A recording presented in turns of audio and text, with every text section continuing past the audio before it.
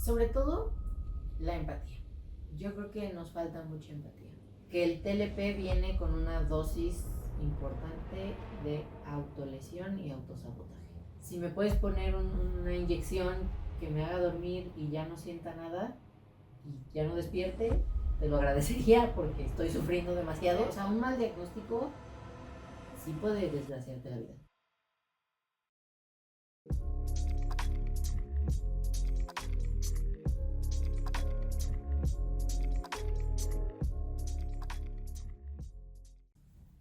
Hola familia, ¿cómo están?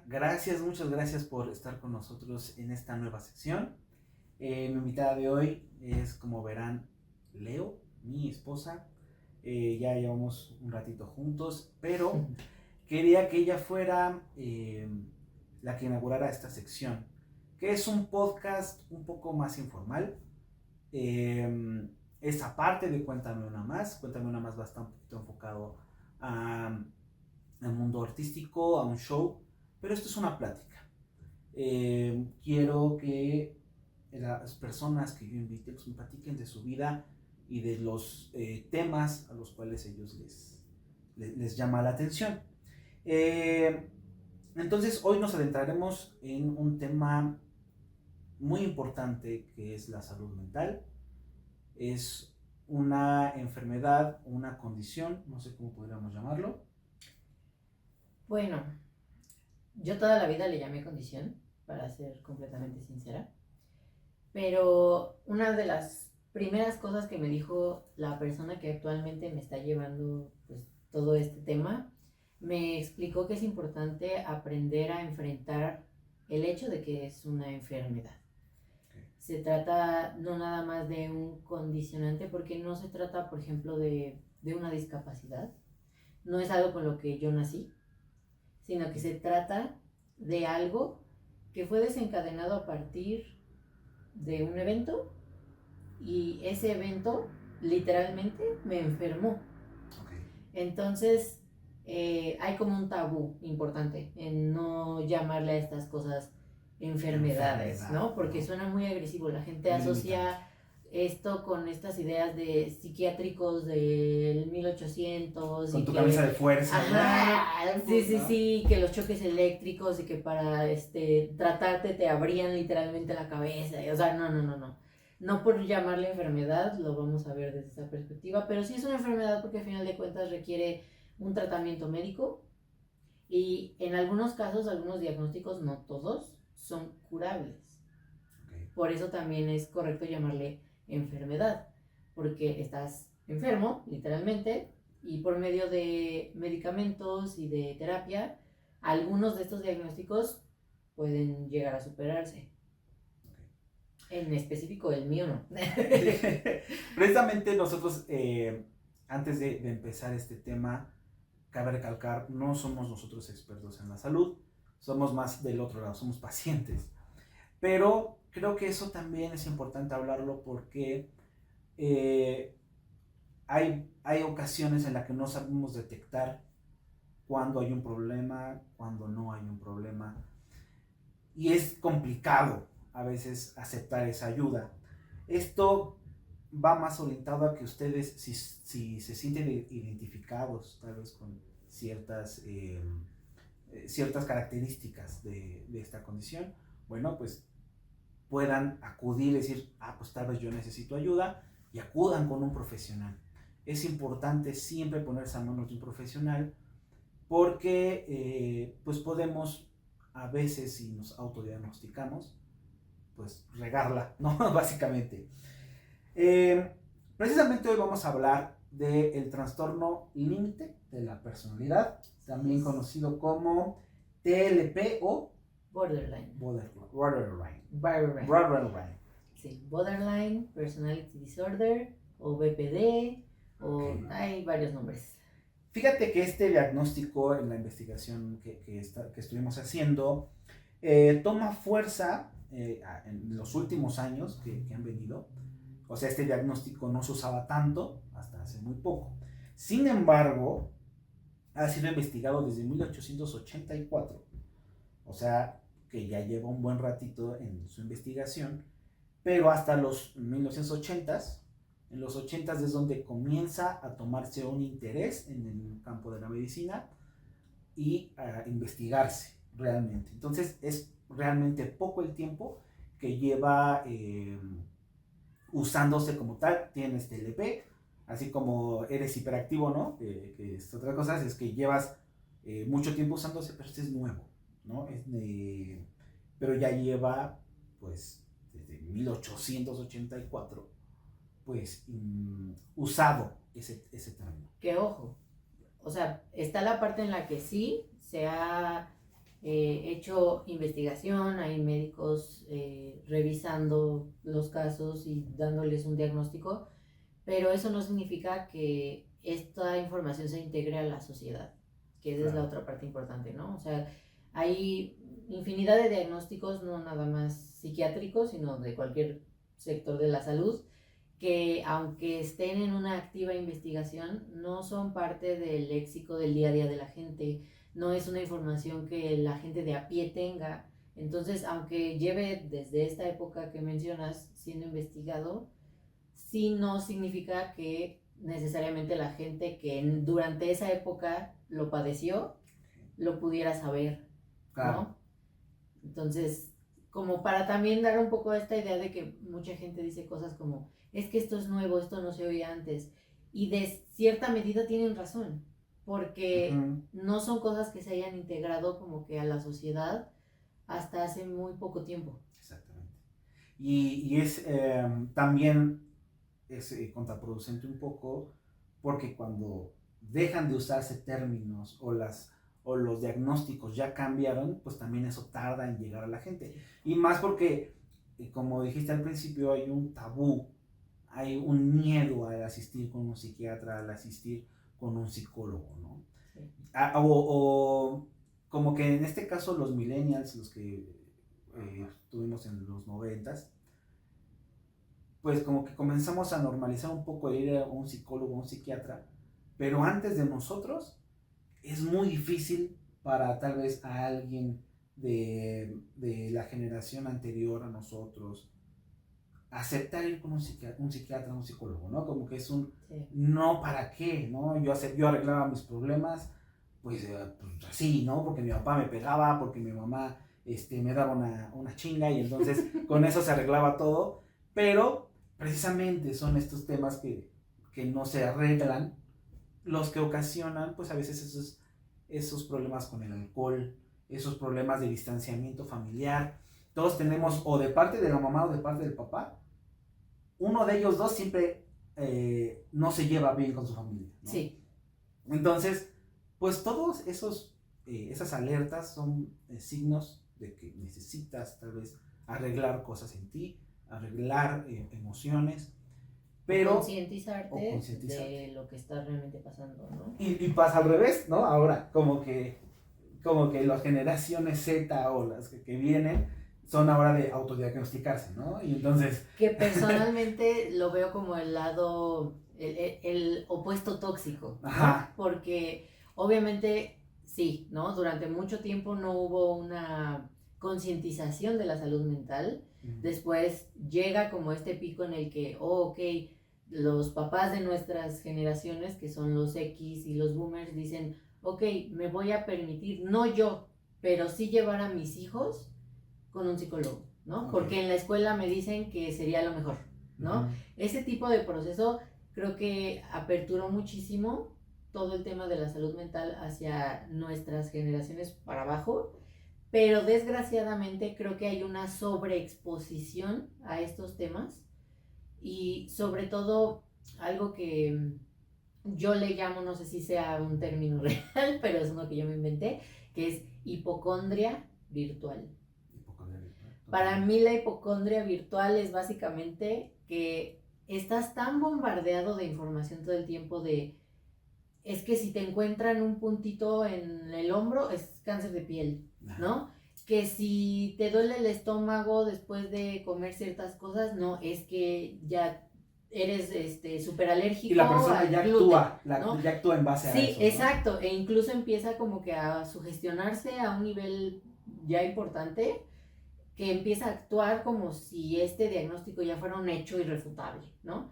Entonces, creo que al aperturarse todo este tema de los problemas de salud mental que existen en la sociedad, obviamente muchas personas muy jóvenes que obviamente no tienen las herramientas para poder diferenciar de, oh, me estoy aprendiendo sobre esto versus estoy formando mi personalidad y entonces voy a tomar estas cosas que me parecen interesantes para hacerlas parte de quién soy, pues obviamente se casan con estos diagnósticos, ¿no? Y el problema es que obviamente, pues si estuviéramos hablando solo de adolescentes, de etapas pasajeras, de...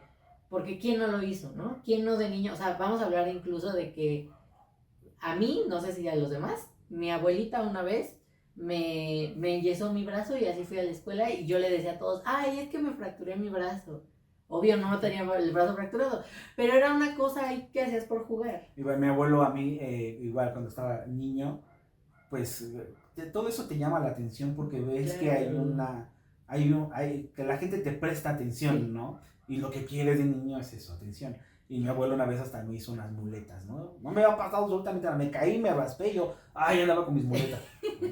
Pero, pero es que de ahí viene, ¿no? Exacto. Y entonces se puede utilizar, la hipocondria no solamente es para llamar la atención, también lo que yo he identificado es para evadir cosas.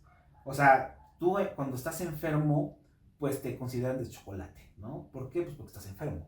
Claro. Y eso pues puede ser un arma de doble filo, porque entonces tú como persona que quieres evadir tal vez una responsabilidad, quieres evadir una obligación, pues puedes decir, ah, pues estoy enfermo. Entonces, sí. Oye, ¿por qué no sales de la casa de tus papás? No puedo, estoy enfermo, ¿no? Oye, ¿por qué no socializas más con la gente? No, yo tengo una condición psiquiátrica.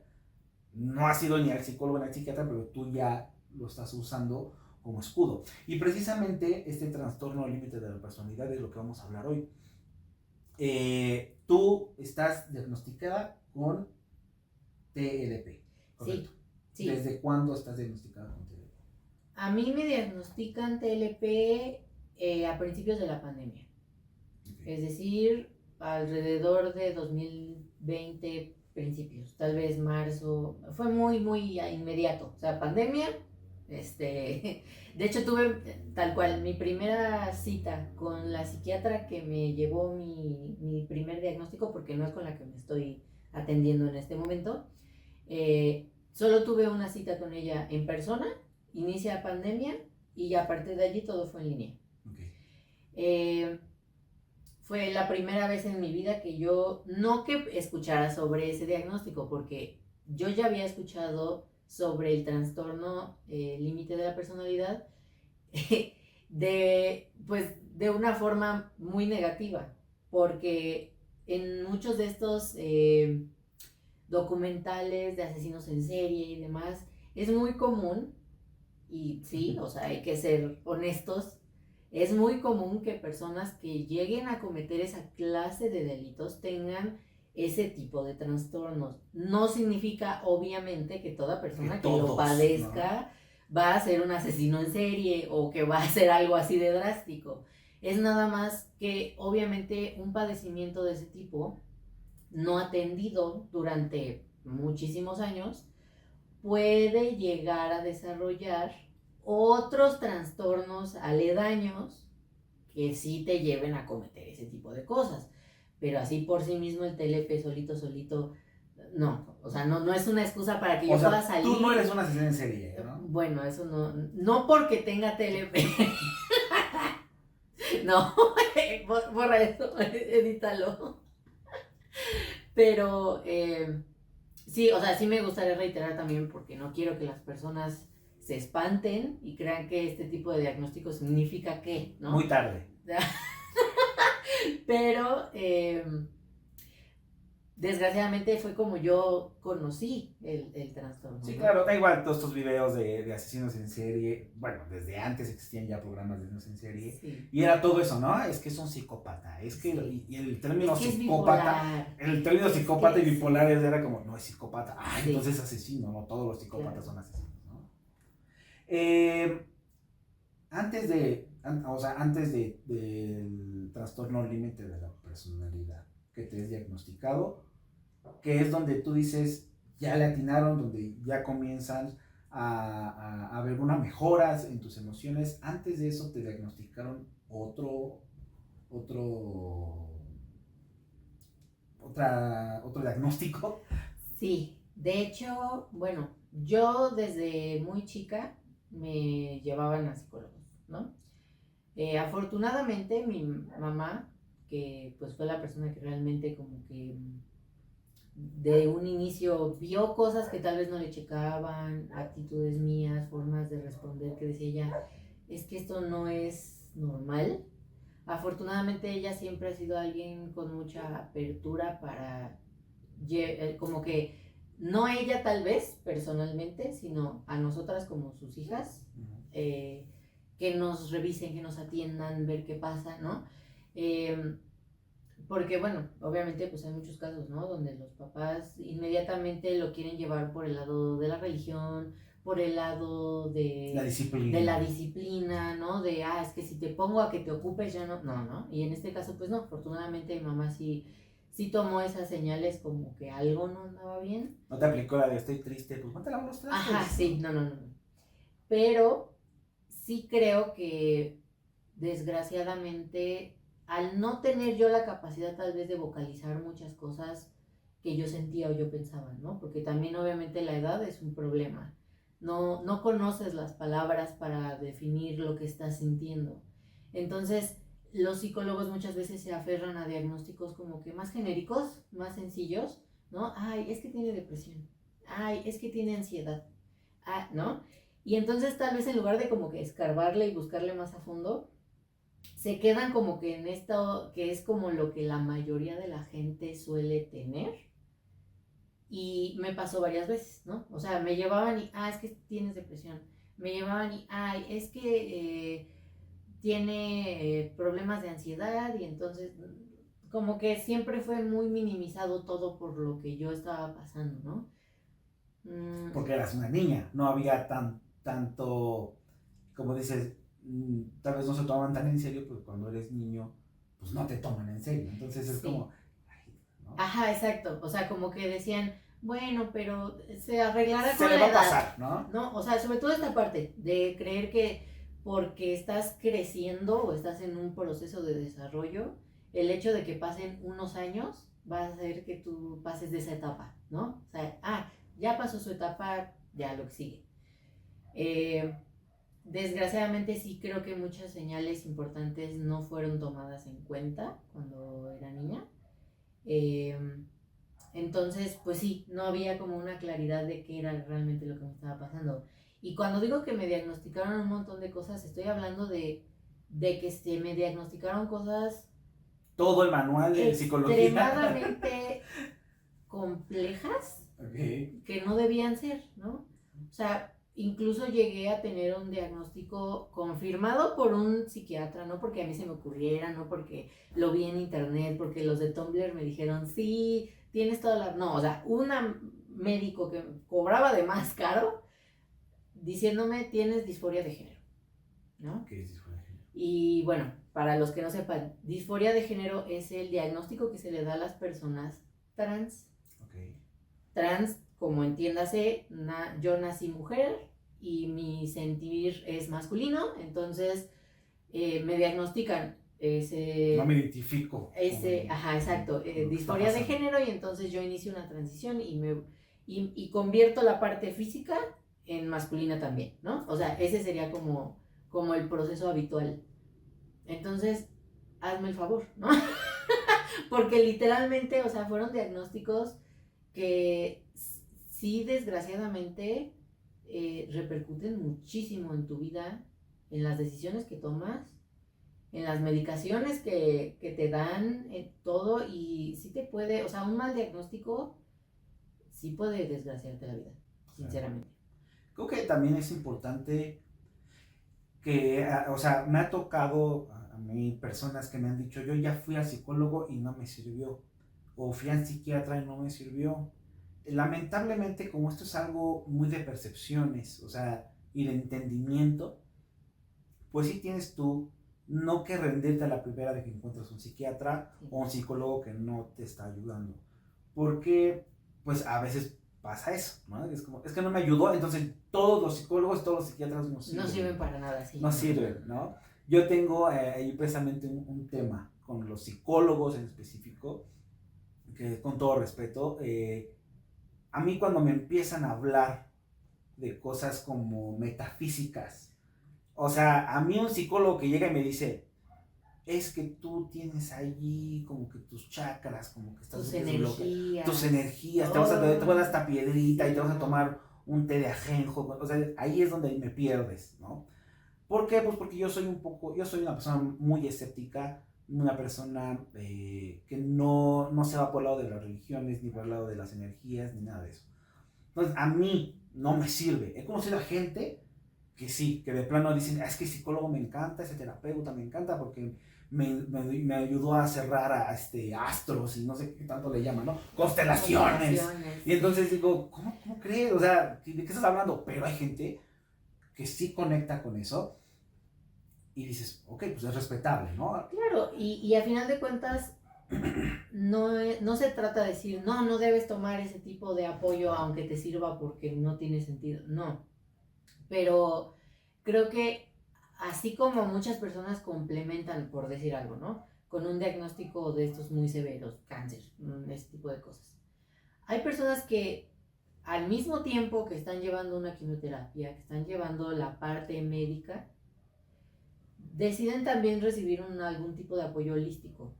Okay. Y eso no creo que sea para nada algo malo. De hecho, lo veo como algo positivo porque al final de cuentas, si esa persona, sus creencias personales le hacen pues encontrar paz en este tipo de soluciones, Funciona excelente. igual con el tema de, por ejemplo, los grupos de ayuda a alcohólicos o adictos. Que creo que precisamente platicamos otra vez, no hay un de estos centros que no tenga que ver con religiones, ¿no? Y bueno, a mí en lo personal, pues una vez un tío, mis padrinos, me llevaron a un retiro de este tipo y pues todo era enfocado a este tema, ¿no? La religión, todo es Dios, todo es los santos, todo es el diablo, etc. Y a mí no me ayudó, ¿no? O sea, pues como que pues uno intenta también pues adaptarse, ¿no? Pero pues en cuanto me empezaban a hablar de esos temas, pues a mí como que me perdías, decía, ¿de qué me estás hablando? Sí. Pero vi mucha gente que le sirvió, ¿no? Y a partir de ahí cambiaron sus vidas y se fueron por un camino mejor. Y es que eso pasa lo mismo con los psicólogos, con los psiquiatras, incluso también con los doctores no sé, médicos generales, etcétera. Pues que tienes que encontrar también a alguien con quien te compatas, ¿no? Sí, o sea, como que... Entonces, pues precisamente vamos a hablar de eso. Yo voy a platicarle a ella unos temas, unos puntos importantes sobre el TLP, sobre el trastorno límite de la personalidad. Y yo quiero que tú me comentes cómo fue tu experiencia con esos puntos en específico, ¿va? Ok, entonces, el primer punto que yo investigué sobre la detección o lo que se utiliza más para detectar, según los psiquiatras, son esfuerzos desesperados para evitar el desamparo real o imaginario. Es decir, que ante el miedo, puede ser real o imaginario, de el abandono o de usar herramientas desesperadas para evitar que una persona te deje o te desampare, digamos de esa manera. ¿Cómo fue tu experiencia con este punto? Miedo al desamparo. Uf, es que podría hablar de muchas. Desgraciadamente creo que una de las partes difíciles socialmente hablando de este trastorno es que cuando tú conoces personas nuevas, las idealizas de una forma impresionante. O sea, tú al momento de que ves aspectos, aunque sean ligeramente positivos, para ti ya son las mejores personas del mundo, ¿no? ¿Qué pasa cuando tú los ves de esa forma? Empiezas a necesitar una cantidad de atención importante de esas personas, ¿no? Entonces estás constantemente buscando su aprobación y quieres que estas personas te tomen en cuenta para todo, y cuando no te toman en cuenta, tú solito empiezas a generar ideas en tu mente de me odia, ¿no? Le caigo mal, seguramente nada más me habla por lástima, ¿no? O sea, ese tipo de cosas. Entonces, yo sí puedo decir con toda sinceridad que no he podido llevar una amistad de mejores amigos, ¿no? Jamás, por más de cierta cantidad de tiempo, precisamente por ese limitante. Se vuelve, por un lado, esta angustia constante de me van a abandonar, me van a dejar, no me van a, les voy a aburrir. Ya nadie más me va a querer. Y ¿no? ya nadie más me va a querer. Y esta persona era la única sobre la faz de la tierra a la que yo le podía caer bien. Y ya lo eché a perder. Y ya lo eché a perder. Y entonces ya nadie más me va a querer nunca en la vida, ¿no? Precisamente cuando yo y ya comenzamos una relación hace ya 15 años, ahí por el 2010, durante los primeros 10 años, podría decir, o más, ella estaba segura, con todas las de la ley, que yo la iba a abandonar, ¿no? Y es como, obviamente yo, en mi perspectiva, decía, ¿de qué hablas? Llevamos ya 15 años juntos, ¿no? 10 años juntos. Pero decía, es que no, es obvio, es obvio que me vas a abandonar. Es que te juro que, aunque suene muy absurdo, llegas a este punto en el que sientes que estás así como que vas a estar un día, tal vez ya los dos viejitos, ¿no? De 80 y tantos años, y de repente voy a voltear y voy a decir, es una broma, ¿verdad? Y entonces ya todo el crew de cámaras del programa, así de, ay caramba, o así, va a salir. ¿Crees que te quería todos Sí. tus 85 años? ¿No? Y entonces, o sea, así te lo juro, o sea, Sí, claro. sientes que vas a llegar a ese punto porque jamás Intensidad. sientes seguras a las personas a tu alrededor, y ya ni siquiera nada más amigos, ya no relaciones amorosas, incluso como que con personas que todo el mundo da por hecho, o sea, todo el mundo da por hecho, mi mamá me quiere, Claro. ¿no? Mi papá me quiere, Mi abuelita me quiere, ¿no? Y la mayoría de la gente... Excepto cuando eres adolescente. Sí. La mayoría de la gente mentalmente sana puede ir por la vida asumiendo que sus papás lo quieren, ¿no? Claro.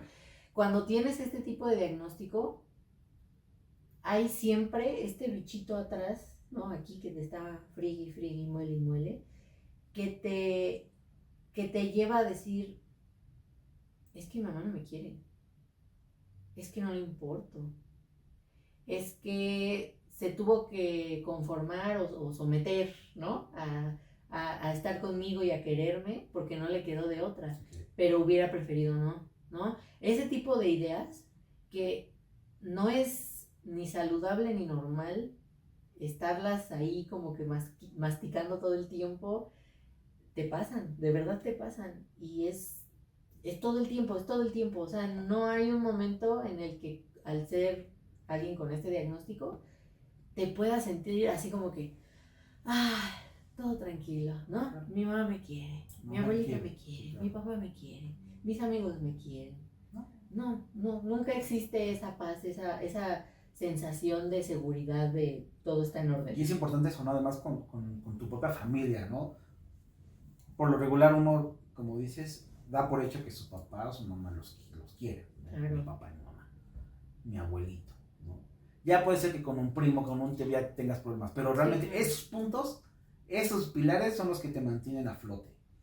Pero pues si tú sientes que dices, no me quiere ni mi mamá, no me quiere ni mi gato, no me quiere. O sea, así, no, es que de verdad, o sea, te llega a este nivel de paranoia en el que sientes que hasta seres que en teoría no deberían tener la capacidad de discernir estas cosas, empiezas a pensar, yo creo que mi gato no me quiere, yo creo que mi gato me hace caso porque le doy de comer, pero yo creo que mi gato no me quiere, me odia tal vez, ¿no? O sea, ese tipo de cosas que es como, yo sé que se siente exagerado, y que muchas personas van a decir, ay, ¿cómo va a ser que puedas pensar? No, es que los juro. Claro, es un problema, es una los enfermedad, juro. ¿no? Sí, sí, sí, sí. Es legítimo.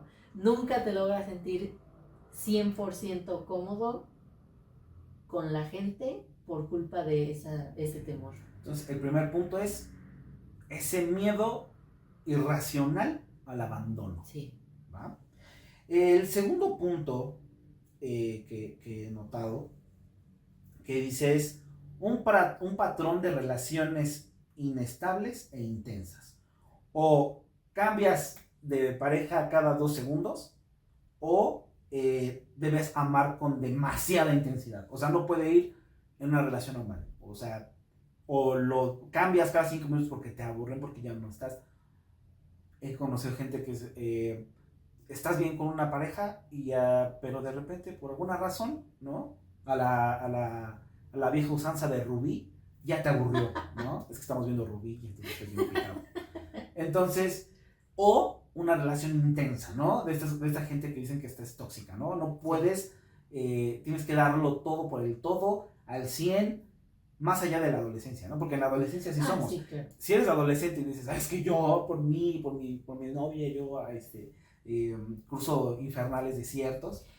Ojo al dato, algo que yo no sabía, que mi terapeuta actual me hizo saber, es que conforme tú te haces mayor, es más fácil tanto el diagnóstico como el tratamiento.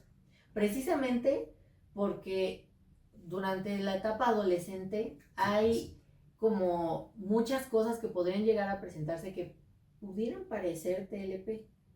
O sea, como que todos en la adolescencia tenemos un poco de TLP, por decirlo así. Y ya se supone que eso, conforme vas madurando, lo vas dejando atrás. Precisamente lo leí en este estudio, te lo voy a comentar, que se presenta en la adolescencia, o sea, se da cara, pero hasta que eres adulto se diagnostica. ¿No? Exactamente. De hecho, muchos psiquiatras no están como súper de acuerdo en diagnosticar TLP en menores de edad. ¿Y tú cómo has vivido este punto? O una inestabilidad de una relación que es una tras otra, o una intensidad, o ambos, ¿cómo lo has vivido? Es que he vivido las dos partes. Okay. Porque, por ejemplo, pues obviamente tú eres el ejemplo viviente de que, o sea, yo me aferro a las relaciones amorosas de una forma impresionante. O sea, con decir mi primer novio de mi vida, o sea, lo que normalmente otras personas de esas edades, yo tenía 13, lo que otras personas de esas edades te dicen, ay, sí, con mi primer novio duramos 2 meses, ¿no? O sea, ese el primerito, yo duré 1 año. Ok. O sea, es mucho para un novio de recreo. Es mucho compromiso para una edad tan joven, ¿no? Entonces, ahí es donde... Pero o sea, estabas involucrada en la relación. Sí, o sea, era un tema de me voy a casar con esta persona, vamos a pasar el resto de nuestras vidas juntos. En el segundo en el que esta persona salga de mi vida, yo me mato. Así, o sea, emociones muy drásticas. A los 8 años. Sí, o sea, a una edad que dices, es que, o sea, no tienes ni idea de nada, todavía no entiendes qué es una relación, todavía no entiendes nada. Yo estoy seguro que tengo novias todavía de la primaria que aún con las que cortamos, nunca cortamos, ¿no? Bueno, desde secundaria. Te van a pedir pensión para los hijos. Sí, o sea. Pero sí, de verdad. Y al mismo tiempo también la dificultad así tediosa y compleja de mantener amistades. No puedo mantener amistades. Me cuesta muchísimo trabajo, de verdad, o sea, gente bella del público. Tengo mucha familia, pero no tengo amigos, de verdad. O sea, tarde o temprano hay un momento en el que se acaba. ¿O te ha pasado con amigos también? O sea, también te puedes aferrar a un amigo. Sí, claro. Tuve una amistad y súper importante para mí de años. Todo terminó de una forma tan dramática que parecía un divorcio. O sea, de verdad, parecía un divorcio. ¿Por qué? Porque aparentemente solo puedo tener una cosa o la otra, ¿no? O sea, o una relación interpersonal súper intensa de me voy a aventar por ti, o no soporto a esta persona más de 3 o 4 días. Y a la fregada. Y desgraciadamente no es algo que esté como muy dentro de mi control. ¿Por qué? Porque muchas personas podrían decir, ay, bueno, pero no se trata de que estés todo el tiempo conviviendo con esa persona o que todo el tiempo se estén escribiendo para que se puedan considerar amigos, ¿no? Pero es que llega un momento en el que te juro que cuando estas personas que de verdad, o sea, yo no tengo nada en contra de la gente que quiere iniciar una amistad conmigo. Y hay incluso muchas personas que considero buenas personas, personas muy lindas, personas muy carismáticas, con personalidades adorables, pero que después de que me escriben 2 o 3 veces, yo ya no les puedo contestar. Por más que lo intento, me abruma de una forma impresionante. Ni siquiera es una aburrición nada más de decir, ay, es que ya me cayó gordo, qué hueva. No, o sea, de verdad es un tedio de que, Aléjate, vete. de que tú sientes que esa persona, por el hecho de que te esté escribiendo, solo para saber si estás bien, tu cerebro lo llevó a la TLP intensidad. lo interpreta como un te está acosando, quiere saber todo el tiempo dónde estás, qué estás haciendo, no te deja en paz. Y entonces tú empiezas a sentir sus intenciones que tú a nivel lógico sabes que son atenciones normales. Hola, ¿cómo estás? Tú ya lo llevaste. Tú lo sientes agresivo, tú lo sientes así asfixiante, ¿no? O sea, entonces por eso para mí es tan difícil mantener amistades, porque ya una vez superada esa brecha en la que después de hablar unos días ya conectamos y así, se va al otro lado. Y entonces ya es una conexión súper intensa y todo es súper importante. Cada segundo que pasamos juntos es algo que se tiene que escribir en los anales de la historia. Y, o sea, no tengo la posibilidad o hasta ahora no he encontrado la capacidad de llegar a un punto medio. Un amigo. X, ¿no? O sea, o uno intenso sí, o no te apareces. No lo logro, no lo he logrado hasta ahora. Ok, interesante. Entonces, pues chécalo. Yo precisamente me ha tocado en ocasiones donde es como, conoce a alguien nuevo y de repente es como, ¡ash! ¿No? ¿Qué pasó? Sí. Es que me escribió tal persona. ¿Qué te digo? ¿Qué? Pues nada, me puso que cómo estoy, quién sabe qué, ¿no? Lo juro. ¿Estás loca? Lo juro que sí. Ok, otro punto importante es la inestabilidad intensa y persistente de la autoimagen y el sentido del yo. Significa que muestran dificultad para describirse a sí mismos. Si pides que busquen una imagen de ellos mismos, o sea, que lo busquen, suele aparecer una imagen muy difusa, como que no te puedes percibir. No saben qué les gusta o qué proyectos quieren desarrollar porque no saben ni quiénes son. Totalmente. Es un tema de identidad y, ojo al dato, al tener precisamente tanta dificultad para entender quién eres muy vulnerable a todos estos temas de cuestionarte tu identidad. ¿Qué pasa? Y esto es algo que tampoco sabía. Muchas personas con TLP son incorrectamente diagnosticadas con disforia de género. Es muy común que las personas con TLP lleven a cabo una transición. ¿Por qué? Porque como no te conoces, como no te entiendes, como no te defines, entonces es muy fácil que te empieces a cuestionar estos temas, en este caso, por ejemplo, el género, ¿no? Hay otros temas mucho más profundos, ¿eh? Yo no tengo la certeza de que sean temas avalados por cuestiones médicas, pero hay personas que se cuestionan incluso, y de verdad no estoy jugando, qué especie son. Si son humanos, si son tal vez animales, si son entes de energía, cosas así. Entonces es muy fácil que personas con este diagnóstico caigamos en ese tipo de cuestionamientos de esa clase, incluso con confundir los juegos de rol con la realidad. Los juegos de rol, para los que no saben qué son.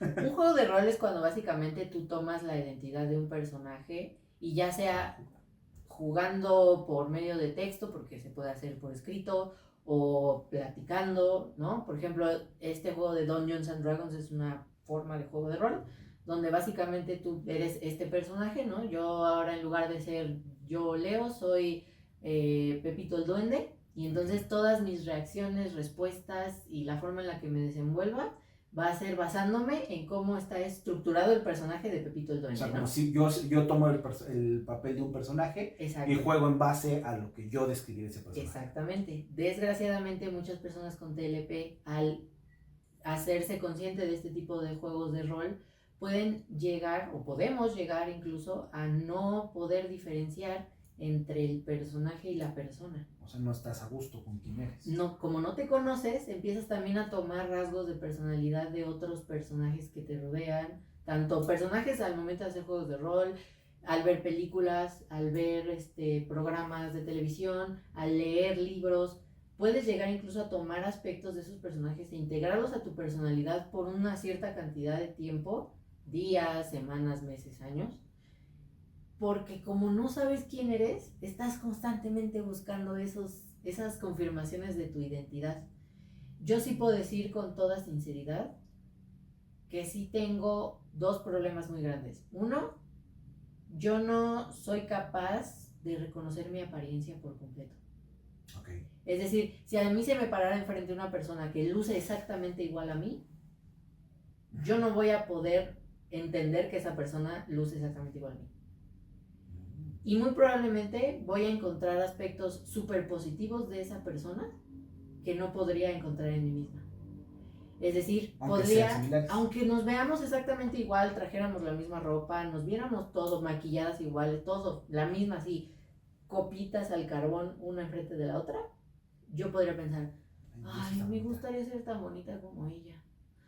Ay, y yo tan gorda y tan fea. Ay, pero Mela, es que si yo me quisiera vestir así, güey, traes la misma ropa, pero no lo ves porque tu cerebro no es capaz de hacer ese estudio realista de quién eres. No, o sea, no. Y ahí otra vez volvemos a los extremos. Las personas con TLP tenemos una autoestima espantosa y al mismo tiempo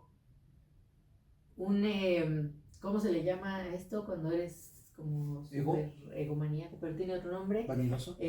No. ¿Ególatra? Bueno, por ahí va.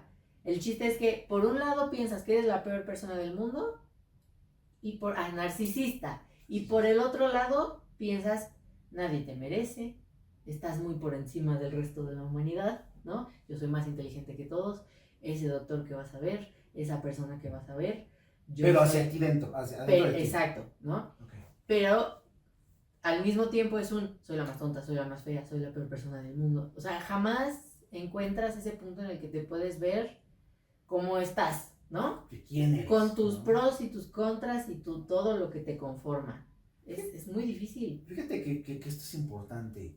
Creo que, muchas veces la gente en general simplifica mucho lo que es una enfermedad, ¿no? Sí. Y entonces tú como papá, tú como tío, como abuelo, tú ves a un nieto, ¿no? Lo ves a tu hijo.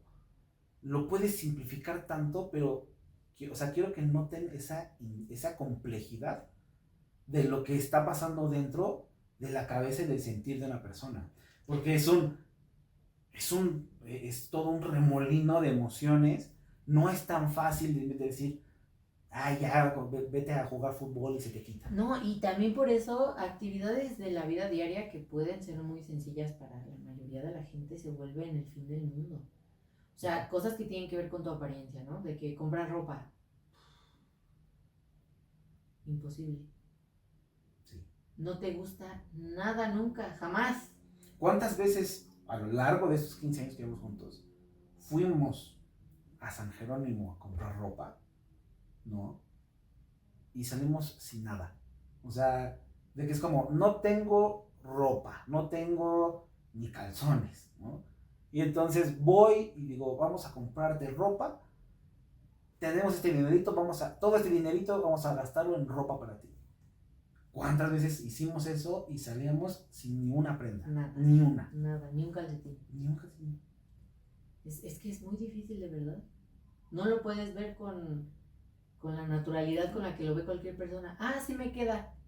Y ya, ¿no? Sí. O sea, la mayoría de la gente solo ocupa que le guste una prenda y que le quede cómoda.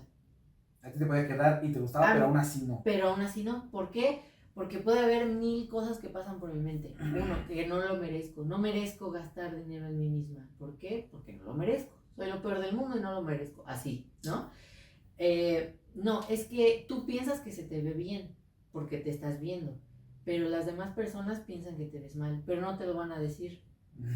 O sea, imagínate, o sea, te inventas películas completas sobre lo que otras personas van a pensar, decir, lo que, como crees que va a actuar la gente a tu alrededor.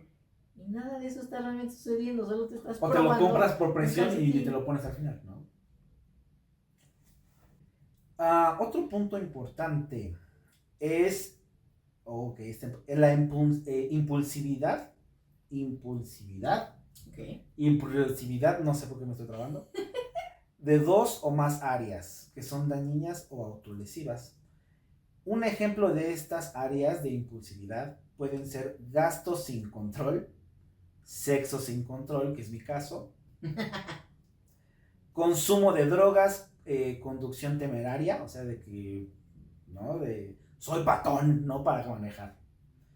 O atracones alimentarios. Atracones alimentarios. Atracarte. Estoy a dieta, pero de repente ya me comí un mazapán y me como toda la caja. Sí, todo. Bueno, Todo. no, manejar No temerario maneja. no porque no se No maneja. maneja. Pero sí, o sea, desgraciadamente Se parte cayó. del... Ay, Jesús, me lo van a cobrar. Como ya no lava. Desgraciadamente una parte, yo creo que una de las más difíciles, y si no pregúntenle a mi mamá, es aceptar, reconocer que el TLP viene con una dosis importante de autolesión y autosabotaje. Cuando tú tienes este diagnóstico, desgraciadamente tienes muchos impulsos constantes de hacerte daño a ti mismo. No tanto a los demás, sino tú. Tú eres como que el objetivo de todas estas emociones negativas. Te entonces odias. te vas a castigar, ¿no? Y hay muchas formas, ¿no? de hacerlo. Yo sé que hay otros casos. En el mío en específico, con cortes. Yo no sé si recuerdan estas etapas emos de los 2010, esos tiempos. Aquí vamos a poner una imagen de Sí. nuestros pasados emos antes de que perdiera mi hermosa cabellera. Y una de las modas, porque sí le voy a decir moda, sé que mucha gente dice, ¿cómo va a ser moda la autolesión? No, sí, o sea, legítimamente muchas personas que no sentían esos impulsos lo llegaron a hacer por imitar a otros, ¿no? Bueno, lesionarte es parte de ser adolescente. Exacto. El tema es que se supone que estas cosas sean etapas, ¿no? La cuestión es cuando ya eres un adulto y no has dejado de hacerlo, ¿no? Entonces, pues en mi caso sí, cortes en la piel, en los brazos, en las piernas, Atracones, atracones, sí, sí. De hecho, estuve en los dos lados de la balanza. O sea, tuve tanto esta parte de precisamente de atracones muy intensos de comida sin devolverlo, o sea, como en el caso de la bulimia, ¿no? Que comes y devuelves. En este caso, ¿no? O sea, solo es comer como desesperada, ¿no? O sea, ataques así y después no querer comer por días, ¿no? Entonces, había cosas muy absurdas en la época en la que yo era más joven. Muchas páginas de internet que te daban tips de cómo llevar a cabo este tipo de tonterías. Al ser también una persona con TLP y no tener una identidad propia formada, este tipo de cosas pues también las absorbes muy fácil, muy rápido, ¿no? Entonces empiezas a idealizar incluso personas que hacen estas autolesiones como si fueran la gran cosa, ¿no? O sea, idolatrando a personas con bulimia y con anorexia y no aspirando exclusivamente a la delgadez, sino a tener estos padecimientos, ¿no? Claro. A formar parte de este club de se volvió personas. aesthetic, ¿no? Exacto, o sea, exacto, se volvió aesthetic totalmente. Y entonces, o sea, empiezas como que a ver este tipo de cosas en otros y a integrarlos, ¿no? O sea, para que vean el problemón que es dejar a alguien tan joven sin ninguna supervisión y con acceso a internet. Totalmente. ¿No? Y más ahora, porque ahora que es muy fácil, o sea, a todos lados hay internet ya. Sí, e incluso creo que uno de los grandes problemas en mi caso es que siempre supe saltarme las limitaciones que me ponían mis papás con cualquier cosa que tuviera que ver con internet, ¿no?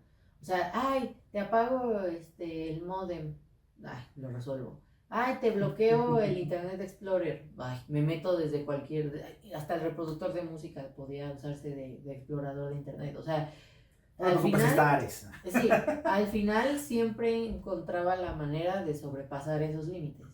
Y al sobrepasar esos límites, pues obviamente me expuse a un montón de cosas que tal vez una persona sin este tipo de diagnóstico hubiera podido decir, ay, por morbo tal vez verlo, pero hasta ahí, ¿no? O sea, como todos estos retos, ¿no? Que ahora salen, que de repente te salen en las noticias. Me echo alcohol y después me prendo fuego y me meto a Ajá, la piscina. sí, ¿no? O sea, imagínate si ese tipo de cosas hubieran estado disponibles en mis tiempos. No, pues, O sea, quién sabe qué tantas cosas hubiera hecho, ¿no?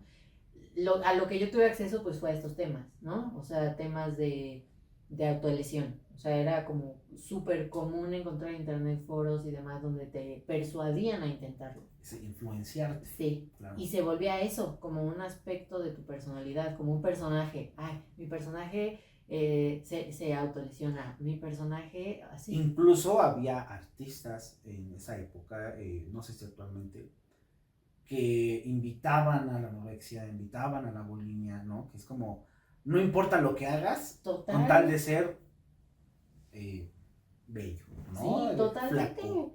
O sea, digo, yo sé que ya estamos en otros tiempos y probablemente música de ese tipo ya no se usaría, pero es que, o sea, había grupos de música cuando yo era adolescente donde las canciones te incitaban a toda la lista que nos dio. A beber en exceso, a atracarte, a lastimarte, a hacerte cortes, o sea, y todo disfrazado como de una estética precisamente muy emo, muy de ese rollo. Entonces había eso, como una, mientras más te maltrates, más cool eres, cool. ¿no? Entonces, pues obviamente crecer en medio de todo eso, con estos aspectos, pues es que te apantallan muy fácil. Precisamente el siguiente punto, ahora que está hablando de eso, ella es el comportamiento, actitud o amenaza recurrente ¿por qué? Dice también los comportamientos de automutilación, aunque cabe destacar que este criterio no es impredecible, o sea que no hace falta que llegues hasta este nivel para que te diagnostiquen. Ella pues, nos está comentando, ha llegado a lesionarse, amenaza de todas esas cosas. De automorición, ¿no? Pues es recurrente. Y fue recurrente a lo largo de toda tu vida, o a partir de qué punto puedes decir, ya dejé de pensar en la automatación. Pues yo no recuerdo haber sido el tipo de niña que decía cosas como... Voy a dejar de respirar para morirme. O sea, no recuerdo que de muy chica pensara así. Pero creo que fue cuando en la adolescencia que se me abren estas posibilidades, estas puertas desconocidas, ¿no? Porque pues uno de niño no sabe realmente lo que es, ¿no? La automorición. Es algo que llega como que a ti tal vez por algún libro o te enteraste que alguien lo hizo o sale en las noticias o lo que sea, pero es a partir de que yo me hago consciente de esa posibilidad, o sea, de que es algo que está allí, ¿no? Tómalo si quieres, si no, no, que se empieza a volver tentador. Y cada vez más. ¿Por qué? Yo no creo, yo sé que hay muchas personas que dicen que la automorición es una salida fácil o un escape, nada más, ¿no? Es minimizarlos. Pero yo creo que así como hay personas que al tener enfermedades extremadamente dolorosas, físicas, ¿no? Que piden, o sea, por favor, ya, ¿no? O sea, si me puedes poner una inyección que me haga dormir y ya no sienta nada y ya no despierte, te lo agradecería porque estoy sufriendo demasiado. Creo que es así, o sea, creo que si llegas a este punto en el que, como ya lo platicamos, ¿no? O sea, imagínense todas las cosas que están pasando todo el tiempo en la mente de una persona con TLP. O sea, no hay descanso. O sea, es 24/7. Es abrumador. La mente está generando este tipo de pensamientos. No es ay, a veces sí, a veces no. O hay días donde sí me pasa y hay días donde no. O sea, es todo el tiempo, desde que despiertas hasta que te duermes. E incluso a veces no duermes. Entonces, en tus sueños. En los sueños también. O sea, de verdad, yo sueño de una forma controlada por mi TLP, sin duda. O sea, porque ni en mis sueños las cosas son, tranquilas. No, o sea, en mis sueños también estoy limitada por mi percepción de mí misma. En mis sueños también estoy limitada por mis miedos, por mis angustias, o sea, no existe este sueño mágico bonito, ¿no? Donde todo sale bien volando por campos verdes. Ajá, sí, no. Al menos yo jamás, nunca. Fíjate que sí, yo siempre recuerdo esa parte de ella, ¿no? Que a mí, obviamente yo, que tendría 15 años, 16 años, pues era muy joven para entender, pero pues no podía, ella no dormía bien. O sea, no, uno siempre estaba como sudando, como que sudaba frío, y siempre tuve una pesadilla, y soñé con esto, y soñé que me perseguían, y soñé que no podía hacer nada, y que me estaba muriendo, y etcétera, ¿no? Entonces, para que vean y no minimicen cuando una persona está con ideas de la automorición, ¿no? Porque sí es muy complicado vivir de esa manera y tú no sabes el infierno que pueden estar pasando, porque aquí adentro es un mundo, todos tenemos un mundo interior que puede ser o muy bonito o muy feo, ¿no? Yo, por lo regular, en mis ausencias, ¿no? Que podemos decir que donde me quedo pensando, pues yo pienso en cosas como chaquetas mentales, ¿no? O sea, es yo dando un concierto y yo haciendo esas cosas, pero en estos casos, esas fantasías, sueños despiertos, pues son malos, o sea, son que te traen que te abruman, que te traen culpa, que te traen enojo. Y sobre todo cansancio, que esa es otra parte que mucha gente, como que siento que también minimizan. Al final del día, estar pensando en estas cosas tantas horas, todo el tiempo, te agota mental y físicamente.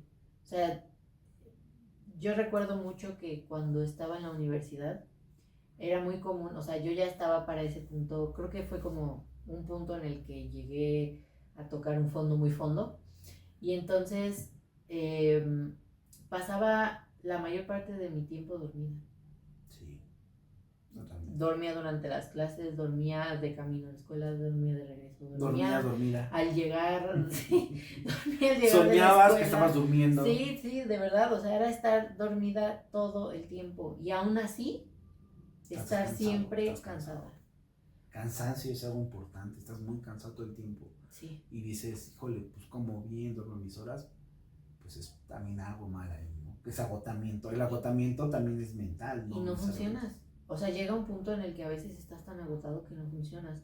Yo sé que muchas personas con mucha facilidad a veces juzgan a otras personas porque no tienen trabajos tradicionales, ¿no? Donde se paren a las 6 de la mañana y se vayan todo el día y regresan así, ¿no? De verdad, gente, hay personas con trastornos psiquiátricos tan pesados y tan cansados que no te da la energía para llevar a cabo ese tipo de actividades. O sea, no estoy diciendo que las personas con TLP no seamos funcionales, pero sí creo que hay una limitación en qué podemos y no llevar a cabo. Al menos obviamente, dependiendo el nivel en el que te encuentres, ¿no? Porque tal vez si ya lo tienes muy controlado y todo está tranquilo y ya llevas muchos años sin tener ningún problema y tienes la medicación correcta y llevas a cabo la terapia adecuada, puedas funcionar exactamente igual que una persona no neurodivergente, ¿no? Pero sí, consideramos una persona neurodivergente a una persona que tiene algún diagnóstico psiquiátrico, ¿no? Eso sonó como superpoder de John Como- Carr, ¿no? Yo soy neurodivergente. Yo sé que suena muy drástico, sí. Ok. Pero bueno, una persona no neurodivergente vendría a ser una persona que no tiene ningún tipo de trastorno, que no tiene ningún diagnóstico, digamos lo que se consideraría una persona Sana. normal. Sana. Exacto. Una persona mentalmente sana. Entonces, otro punto que estamos precisamente revisando, la inestabilidad afectiva requerida a cambio de constantes estados de ánimo. Episodios intensos de irritabilidad o ansiedad que generalmente duran unas horas y rara vez más de unos días, que desaparecen sin ninguna razón. Estás irritable, se acabó. Casi como si fueras bipolar. Pasa, y pasa todo el tiempo. Muchas veces me encontré en situaciones en las que las personas esperaban de mí que estuviera contenta, que estuviera tranquila, ¿no? Porque todo el contexto lo ameritaba, ¿no? Por ejemplo, incluso vamos a hablar de cosas súper tangibles. Al ir a un concierto, ¿no? Se supone que estás emocionado porque vas a ir a un concierto, porque vas a ver a tu artista favorito y estás así de que, ya quieres entrar y así. Y de repente te puede venir así como dice allí, de la nada, o sea, sin aviso, sin que haya pasado algo. O sea, recordemos, estamos en un contexto en el que se supone que estás por hacer algo que te va a hacer muy feliz. ¿Por qué tendrías entonces que de repente sentirte extremadamente irritable y sentirte agobiado y que sea algo que dure unas horas, ¿no? Y entonces la gente empieza así como que, ¿qué le pasa? ¿Qué tiene? No, pero ¿por qué se pone así? ¿No? Y que personas con las que se supone que vas a compartir esta experiencia, que lo estaban esperando con todas sus ansias y demás, se quedan como de que, ¿qué será? ¿Que quiere atención? ¿Por qué hace esas cosas? ¿Por qué dice esas cosas? ¿Por qué de la nada se pone así? ¿No? Y pasa mucho que la gente asocia esta idea de que de repente, de verdad, o sea, se te cuatrapea el cerebro. Está el ejemplo de cuando fuimos a Mazatlán, antes de la pandemia, ¿no? Sí, de hecho creo que fue literalmente un mes antes de la pandemia. Y yo en ese momento le pido matrimonio. Estaba mi mamá, una tía, mi prima. Y dije, bueno, pues es un momento íntimo, no había absolutamente nadie más, solo estábamos nosotros en la playa de noche. Era un momento muy relajado, ¿no? O sea, viéndolo hacia atrás, sin pensar en cómo me sentí yo en ese momento, sino en cómo me sentiría yo viéndolo así en perspectiva. Era un momento, o sea, y además súper lindo, o sea, pedida de mano en la playa, en un lugar, no nada más así como que en cualquier punto de la playa, sino en un lugar en específico muy bonito, todo como que llevado de una forma muy tierna, muy romántica, y que de verdad, o sea, pareciera que algo en mí se reventó y ya no pude ni tantito disfrutarlo. O sea, caes en estas crisis súper raras en las que te empiezas a enfocar en los aspectos más absurdos, ¿no? En este caso fue que como yo tengo muchos problemas de autoimagen, obviamente cada vez más controlados, o sea, cada vez puedo vivir, si no, no estaría aquí dejándome que me graben, pero en esa etapa, en ese momento, estaba yo tan en el hoyo en ese sentido que... Esto fue antes de entrar. Sí, esto fue antes, yo todavía no tenía ni mi diagnóstico ni nada. El hecho de que en ese momento mi suegra estuviera grabando esa pedida de mano, esa pedida de mano me mató. O sea, me mató. Porque obviamente al ser una persona con tantos complejos, yo sabía que ese video se lo iban a mandar, pero a todos, ¿no? O sea, hay muchísima familia, y cuando digo muchísima, bueno, quienes sean de la familia y estén viendo esto sabrán que Que es muchísima familia. cuántos son muchísima familia. Y yo sabía que obviamente eso se iba a terminar compartiendo por todos lados. Y eso, en ese momento es lo que estaba en tu Y cabeza. el anticiparme a, es que todos van a decir que soy una gorda, una fea, que me ve horrible, que por qué se va a casar él con una mujer tan espantosa. Todas esas tonterías, en lugar de vivir el momento, en lugar de disfrutar uno de los momentos clave, uno de los, o sea, estaba mi mente en otro lugar, completamente. Sí. Completamente. Ella puede decir, en ese momento ella me lo ha dicho, yo arruiné esas vacaciones, ¿no? Sí, O sea, y lo ya arruiné, después, y no nomás lo arruiné para mí, o sea, lo arruiné para los demás, porque obviamente hice mi pancho, porque estas cosas no son o sea, siento que a veces romantizan mucho las enfermedades mentales, ¿no? Y entonces piensan que se ve así como de que, no, oh, por Dios. No, o sea, llanto feo, gritarle a la gente, maltratar a las personas que no merecen que las maltrates para nada porque no hicieron nada para hacerte daño. Y que después como que vuelves en ti, aterrizas otra vez y dices, es que ese es solo un estado de inconsciencia. ¿qué hice? No, o sea, de verdad, o sea, es como si hubieras desatado la Tercera Guerra Mundial y de repente despiertas y dices, yo hice eso, de verdad yo hice eso, o sea, yo le grité a la gente, yo insulté o sea, y además personas que estimas, porque no te detienes porque sean personas a las que amas, no, o sea, se te bota la canica. Entonces, de verdad, o sea, yo creo que hay muchos momentos a lo largo de mi vida que hubieran sido momentos increíbles, súper bonitos, súper mágicos, que se volvieron pesadillas. Algo que se pudo haber arreglado con nada más no se lo envíen a nadie, ¿no? Que sea más para mí. Fue un tema incluso yo recuerdo que mi tía, mi mamá, mi prima, o sea, nos invitaron a comer. Justo después de eso nos llevaron Para festejar. al Panamá, ¿no? Se llamaba el lugar ahí en Mazatlán, un lugar muy rico que hemos querido que encima todos recuerdan como un lugar súper padre, con comida deliciosa y demás, y que yo por más que trato de hacer como esa remembranza, yo estaba tan mal, tan en mi crisis, que ni siquiera me acuerdo ni de la comida, no me acuerdo del ambiente, no me acuerdo de nada. Si me acuerdo es porque hay fotos, y he visto las fotos y entonces digo, sí, yo estuve ahí, pero yo no me acuerdo, o sea, está como, ¿sabes? Como si fuera una neblina encima y pudiera ver partes y otras no, y en algunos momentos sé que hice ciertas cosas y en otros momentos no.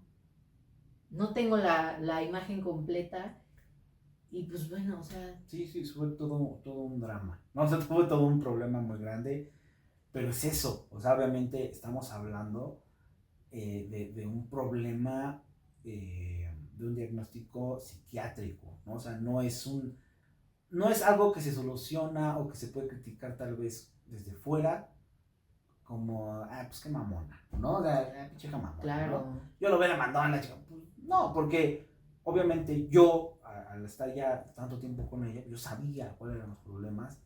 No, eso no quita que pueda haber sido agotador en su momento o que yo me lo hubiera pasado, déjenla estar loquita. No, pues no. O sea, obviamente eso me afectaba, y le afecta a los demás. Explica, exacto, pero no justifica. Pero eso es para que entiendas, pues que tal vez no es que la persona que esté ahí sea payasa, de que sea creída, etcétera, malagradecida, ¿no? Etcétera, sino, pues al contrario, ¿no? Que es que debe haber algo ahí, ¿no? Ahí hay algo que no está bien. Otro punto importante que vimos en esta investigación es una sensación, fíjate, esta es importante porque hasta yo sé cómo funciona. Sensación crónica de un vacío, del vacío interior. Muchos lo expresan como un agujero en el pecho o incluso llegan a confundir con aburrimiento. Esa sensación de vacío que dices, no hay nada más aquí. ¿Qué está pasando? ¿Por qué no me siento pleno, no me siento bien? Por más que tengo. Y no encuentras satisfacción en nada. Cosas que tú piensas que evidentemente deberían provocarte algún tipo de felicidad o satisfacción, como que es eso, como que tuvieras un agujero negro que absorbe todo, pero no lo lleva a ningún lugar, ¿no? Yo creo que a lo largo de mi vida he probado muchas cosas con la intención de sentirme viva, porque llegaba a este punto en el que de verdad, o sea, ningún estímulo de nada te hace sentir bien, ¿no? Entonces, ¿qué pasa? Pues empiezas a probar en todo lo que ves a tu alrededor, ¿no? O sea, hubo una etapa en la que intenté probar el cigarro, pues no me trajo nada, ¿no? En su momento, en la universidad experimenté con no sé si lo podemos decir, pero sustancias, y entonces tampoco, porque nada, ¿no? O sea, caían así en lo vacío. Probé alcohol, nada. Probaba experiencias como nuevas, como cosas diferentes, nada. Gasolina. Mona de guayaba. Mona de Y guayaba. nada. Entonces, no hay algo que no te llene encontrabas jamás. nunca ese gozo de nada. Y creo que es muy, muy usual que las personas con TLP estemos constantemente cambiando como que de actividades, como de giro, como de intereses, porque te cuesta trabajo encontrar plenitud en lo que haces. Yo creo que yo de niña tomé clases de absolutamente todo lo que existe sobre la faz de la tierra. Y mi mamá hacía coraje porque a cada rato era, no, ya no quiero hacer eso, ¿no? Afortunado o desafortunadamente mi mamá apoyaba el que yo hiciera estos cambios. O sea, sé que hay muchas mamás que dicen, no, ya, esto escogiste y ahí te quedas, ¿no? Pero es que en mi caso sí, no es que yo le diera mucha opción, porque mi forma de reaccionar a estos hartazgos, pues obviamente no era bonita, ¿no? O sea, no nada más era un me voy a conformar y ya, sino era de hacer dramas, de gritos, o sea, porque esa es otra parte del TLP que creo que es importante que la gente entienda, que es que la manera en la que te afectan las cosas es súper desproporcionada versus a la forma en la que afectaría a una persona sana.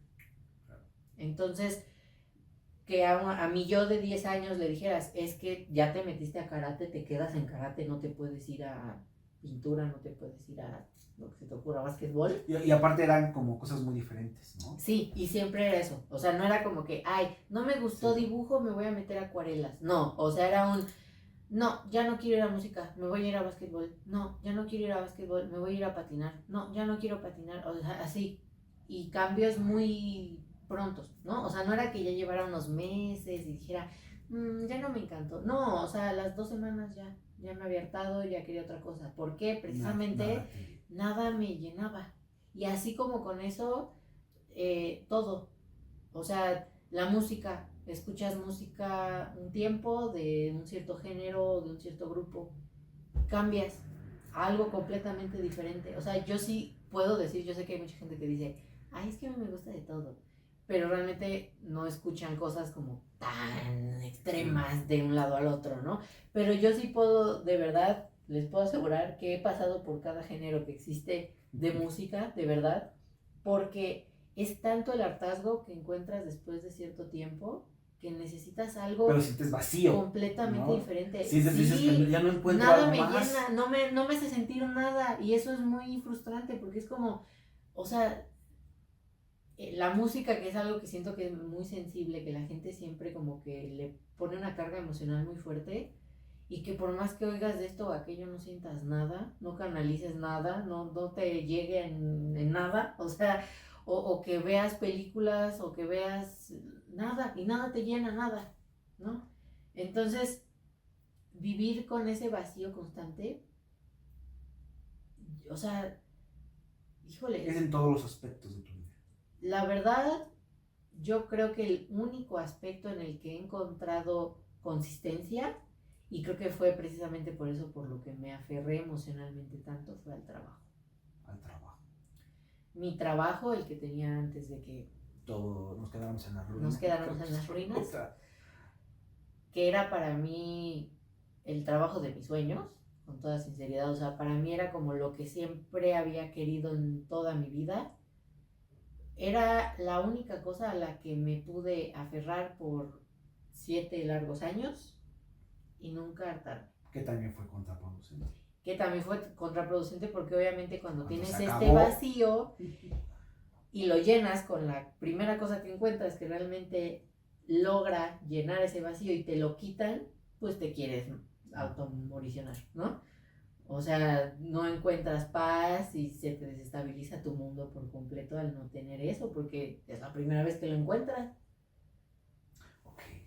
Muy importante este punto que yo ya sabía cómo funcionaba, ¿no? Entonces, otro punto importante es ira inapropiada o intensa o dificultad para controlarla. Como por ejemplo las explosiones de rabia, romper, tirar cosas o peleas físicas. Ella nunca fue tanto de pelear físicamente ni nada, pero sí tenía de repente ataques de... ¡Ah! ¿No? Sí, o sea, ataques de ira muy fuertes y de hecho esa fue una parte en la que me afectó mucho. Todos ya ven que les digo que tuve un periodo de transición.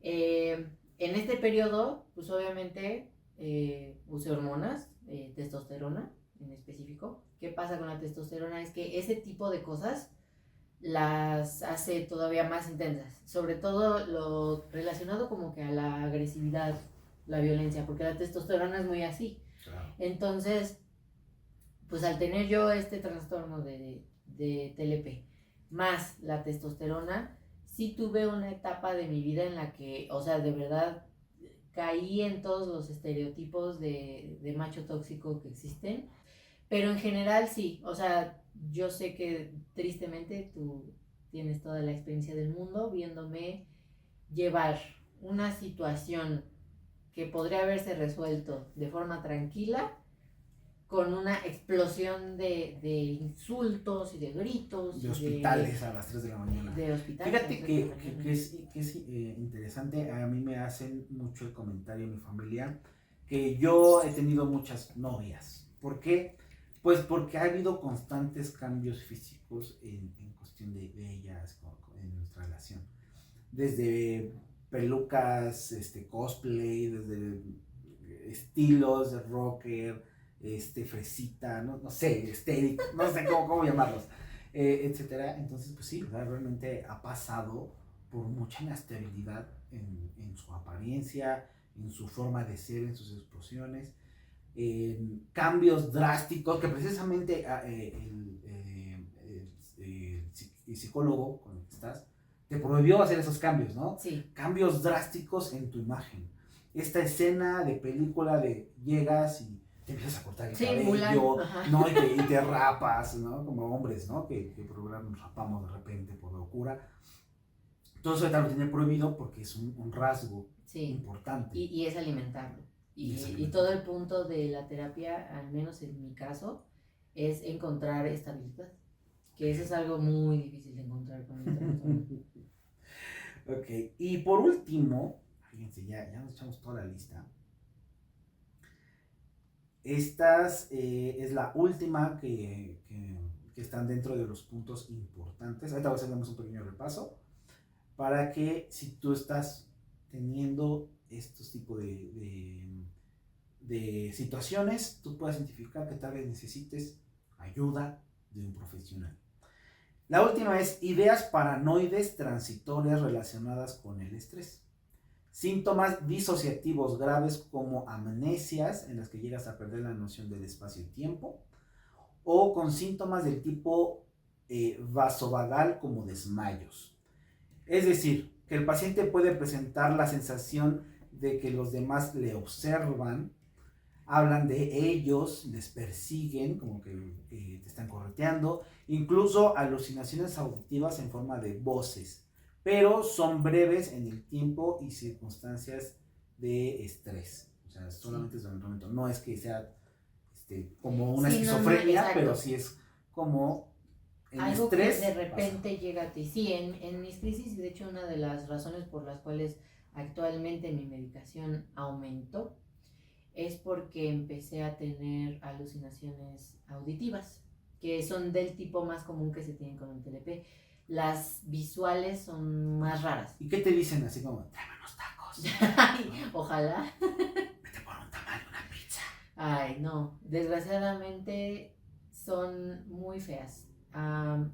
En primer lugar, lo que escucho es un sonido como este típico sonido de televisión de estática. Ajá, así como este. Empieza bajito, ¿no? Empieza primero, ¿no? Y empieza a aumentar. De repente ya es tan fuerte que dejo de poder escuchar lo que me rodea. O sea, es más fuerte ese sonido que el sonido de la gente hablando, el sonido de los coches, el sonido ambiental o que alguien me esté diciendo algo. Alguien puede estar así de que, no, es que yo te estoy... Y yo escucho más fuerte el que la voz de esa persona. Ya después empieza algo que sí, a mí sinceramente la primera vez que me pasó me asustó mucho, que son gritos. Gritos. Son gritos que no me dicen algo en particular. Oye, ¿no dijiste la Llorona? Son, no porque nada más es uno. Oh, las Lloronas. Son las Lloronas. Son como, yo la forma en la que se lo describí a mi terapeuta es que primero se escuchan como si fueran poquitas personas, por decir algo, 3 o 4 personas. ¿Lo escuchas como si estuviera tal vez en otro cuarto o aquí al ladito, como si estuvieras en un café? Los escucho como si estuvieran detrás de un muro. No están aquí junto a mí, no me están gritando aquí en el oído, sino que lo escucho como si estuviera así, ¿sabes? Okay. O sea, como, ajá. Y primero empiezan unas cuantas voces, así como, y de repente ya se empiezan a sumar muchas voces hasta que ya es un sonido súper abrumador. O sea, la verdad, es algo que sí, o sea, no tengo todavía yo la capacidad de controlar emocionalmente lo que ese sonido me genera. Claro. Por lo mismo me subieron tanto la medicación, Claro. porque todo el punto de esto es que no llegue a escucharlo. Porque claro. si llego a escucharlo, voy a perder por completo el control de lo que de cómo reacciono a esos sonidos. Y fíjense que es algo importante porque ella, ¿en qué año más o menos podríamos decir que empezaste a tomar terapia? Con antes de pandemia, que fue, dijiste, 2019. No, en 2020. Fue 2020. Bueno, febrero 2020. o marzo del 2020. Y iba muy bien, iba mejorando, pero de pronto dejó de existir, ¿no? O sea, ya empezó a delegar el tiempo, no voy a posponer, ¿no? Luego, la psiquiatra con la que estábamos, puede esperar. como que de repente ya no está viendo y pasó ya, de repente se le fue la onda, siguió con su medicación, pero es algo importante señalar que las medicaciones no son la totalidad de la cura. No. Y creo que ese fue un gran error de nuestra parte, me incluyo yo porque es mi esposa y yo también lo permití, que dejara de asistir. La medicación pues es una ayuda que te mantiene estable, pero tu obligación es seguir yendo a tomar tu terapia, porque hay muchos tipos de terapias, bueno, tomar una terapia, y yo creo que eso fue lo que empeoró, porque en cuanto le cae el problema grande, que fue cuando ella se queda sin su empleo, que era el empleo de sus sueños, como ella lo dijo, pues no supo cómo controlarlo, porque la medicación nada más te estabiliza, sí, pero no es la solución. Ella tenía que haber desarrollado las herramientas correctas, sí, con la terapia para poder llevar pues ese duelo, porque al final de cuentas es un duelo el perder tu trabajo. Entonces es importante que o sea, una vez que ya lograste pasar del no voy a ir a un psicólogo, no voy a ir a un psiquiatra, al tengo que seguir. E incluso si no estás cómodo con tu psicólogo, con tu psiquiatra, busca otro. Claro. Pero tienes que seguir yendo. Sí, también esa parte creo que es muy importante. Hay mucha gente que dice, ya no me sentí a gusto, ya no voy. Pero creo que si ya no te sientes a gusto, lo que tienes que hacer en realidad es buscar a otro especialista. Porque puede pasar, o sea, la persona que inicialmente, o sea, la doctora que inicialmente me dio mi diagnóstico, ¿Salvó? Es una persona que yo considero extremadamente preparada, capaz. Simplemente creo que por cuestiones de personalidad llegó un punto en el que, aunque estábamos constantemente viéndonos y demás, yo no, como que yo no Ya no conectabas. sentí que conectara con ella como al principio.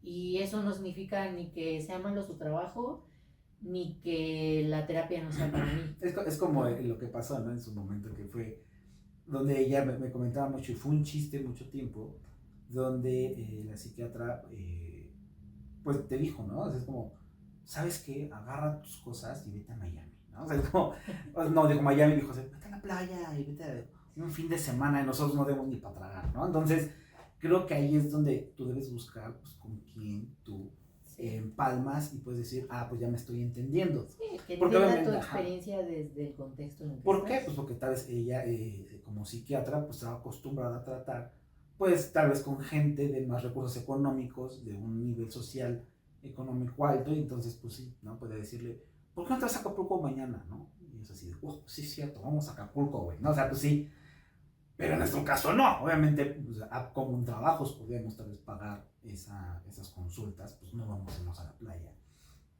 Y ahí fue donde tú también puede haber derivado de tu trastorno, podemos decirlo, pues ya dejaste de tenerle esa fe, esa confianza, ¿no? Es decir, no, porque esta chava ya no me está entendiendo. Ajá, no entiende de dónde vengo. No entiende de dónde vengo. Entonces, habla desde su privilegio. Habla desde tu privilegio, exactamente.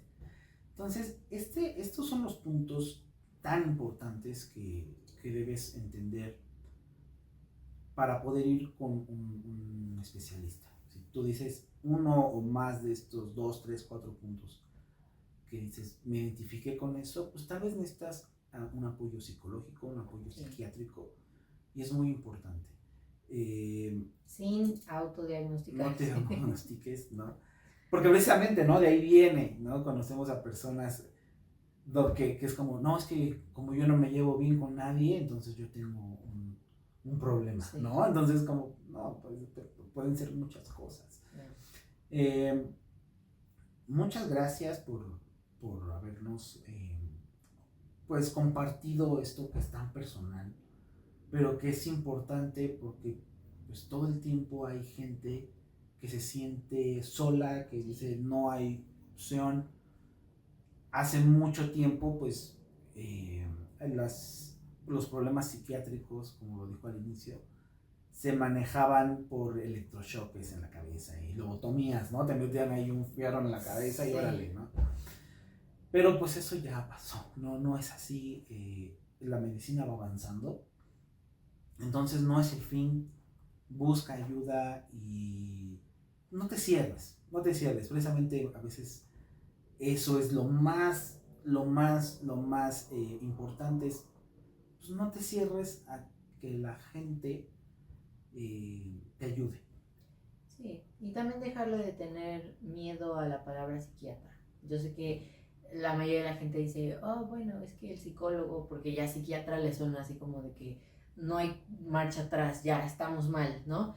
Pero no, muchas veces creo que conozco muchas personas que creo que se podrían beneficiar mucho de darle la oportunidad a un psiquiatra, de escuchar lo que ellos sienten y piensan, porque muchas veces te puede sorprender del diagnóstico que te pueden llegar a dar.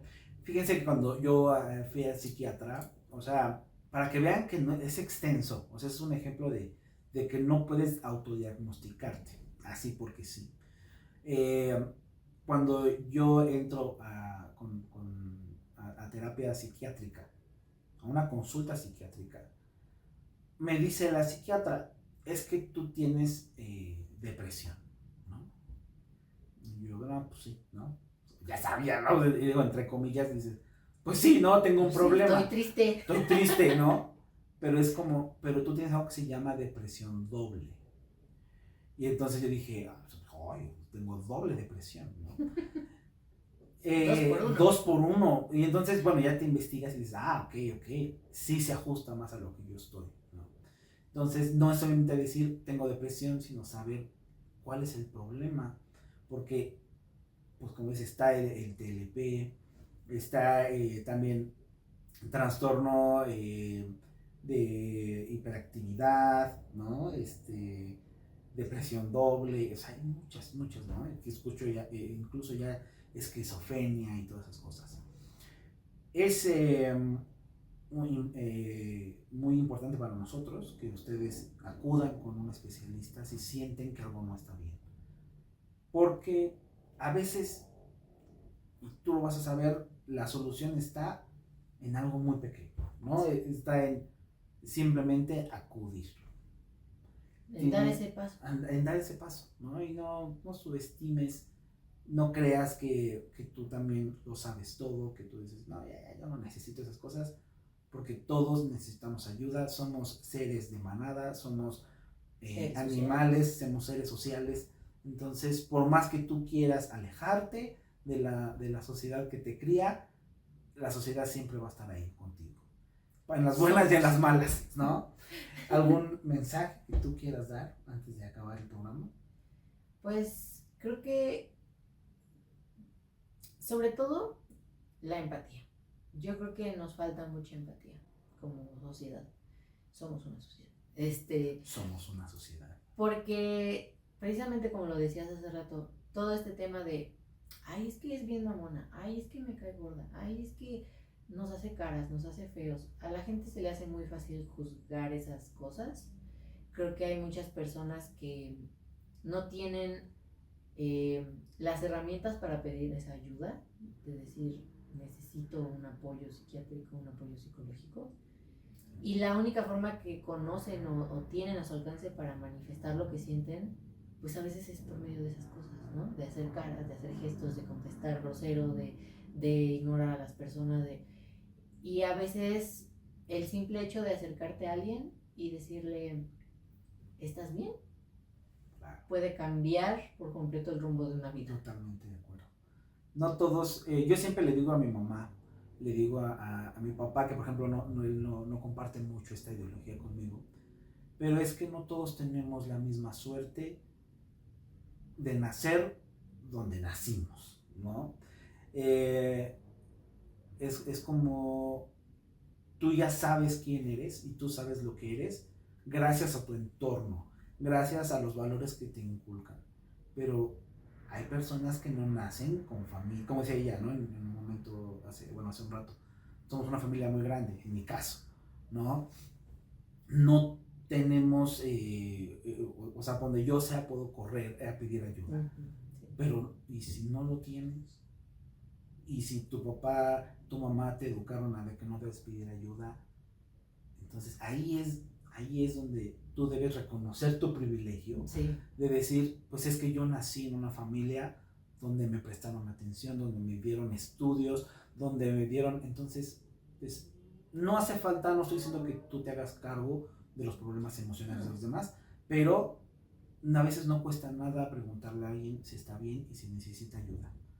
Hay muchos, voy a compartir aquí en la descripción del video apoyos psicológicos gratuitos donde ustedes pueden llamar y platicar, porque pues, no todos tenemos dinero, y si tú conoces a alguien que no tenga tal vez el acceso a este video, que no tenga acceso a esta información, porque no todos tienen internet, no todos tenemos celulares, no todos tenemos acceso al mundo digital, aunque sea difícil de comprenderlo, pues compárteselo, ¿no? O sea, tú eres también una clave importante de que una persona pueda salir adelante con algo tan simple como, mira, llama, te presto mi celular, llama. Ve a tal lado. Ve a tal lado, ¿no? Ten para el pasaje, ¿no?